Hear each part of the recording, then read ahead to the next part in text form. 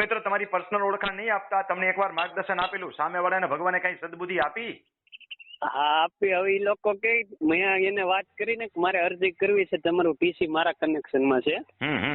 તો એ લોકો કે અરજી નહીં કરતો, 2 મહિનામાં મારી માપણી આવે એમ છે. તો એ લોકો માપણી આવે છે, ઘરના ખાંભા ખોડેલ છે, ત્યાંથી મપે તો મારે શું લેવાનું? કઈ ચિંતા ન કરો, મપાવે ગમે ત્યાંથી. સરકારી માપણી વાળો આવશે ને તો હું જે ત્યાંથી માપે, એ જ્યાં માપ બેસતું હશે ને એ જ સીટ આપશે, એ ખોટી નહીં આપે. હા ઠીક. એટલે આપણે એને આપણી સીટ રજીવ કરવાની કે આપણી સીટ બતાવવાની છે? હાઈરે રાખજો જ. આપણી ગવર્મેન્ટની માપણી વાળી સીટ છે ને સરકારી, હા અહીંયા રાખજો જ, ભેગી લઈને જાજો.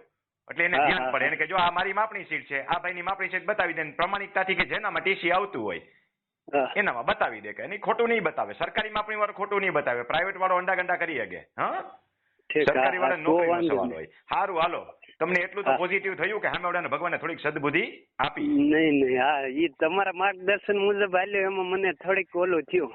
સરસ સરસ. હાલો, હજી પૂરો ન્યાય મળશે. 100% સફળતા. હજી 4 મહિના ભલે ખમવું પડે, પણ આપણે સફળતા પૂરેપૂરી જવાની, ન્યાયની નીતિને પ્રમાણિકતા રાખીને લેવી છે. બસ બસ બસ બસ. સરસ સરસ. હો તું નાની ઉંમરનો છોકરો છો, તારે આ ઉંમરમાં તને આ જ્ઞાન આવ્યું એટલે ઘણું બધું સારું કહેવાય.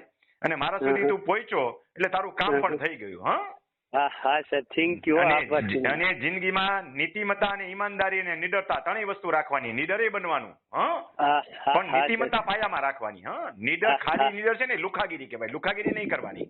નહીં બરોબર. નિડર અને નીતિમત્તા, બસ બસ, નિડર અને નીતિમત્તા બે રાખો એટલે ભગવાન આપણી હારે રહેશે.